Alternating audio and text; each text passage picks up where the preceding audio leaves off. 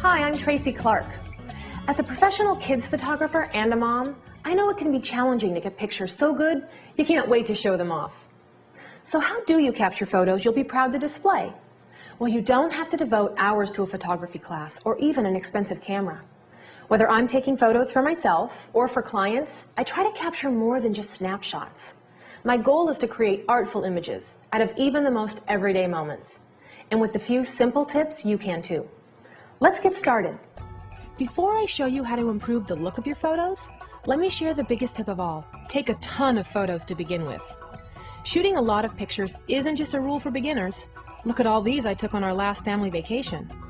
Even professional photographers shoot dozens of photos just to get a few really good ones. After all, the beauty of shooting digital photos is that you can easily delete the ones you don't want. In my opinion, the first step to taking great photos is understanding how to use your focus. Most standard point-and-shoots allow you to push the button halfway down to lock in your focus. I can show you how to use it on my HP PhotoSmart camera here and explain how you do it. Once you've locked the focus on your subject, you can then move the camera a little just to reframe your shot. An interesting and unique composition makes for a much better picture. I'll show you using this colorful picture. First, I center it in the frame and push the button halfway down. There, now I've just locked in the focus.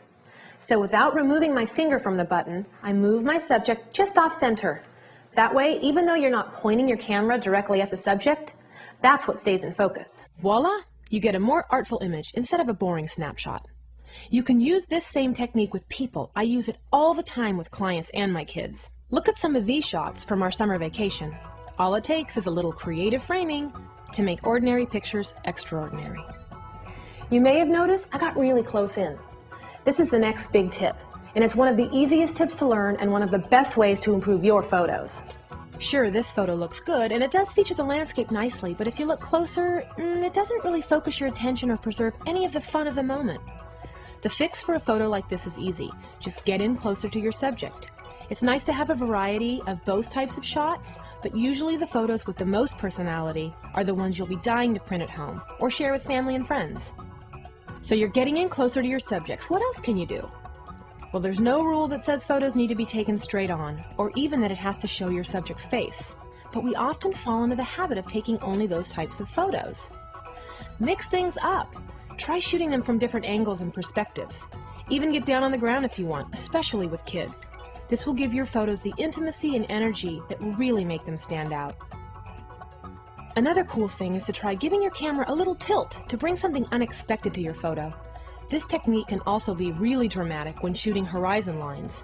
I think it gives photos a wow factor that they're sometimes missing.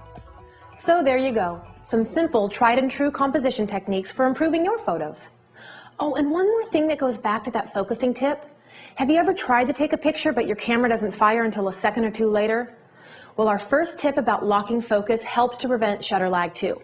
Try pressing the button halfway down and just waiting for the right moment. Then press all the way to get the shot. Well, that's all for now.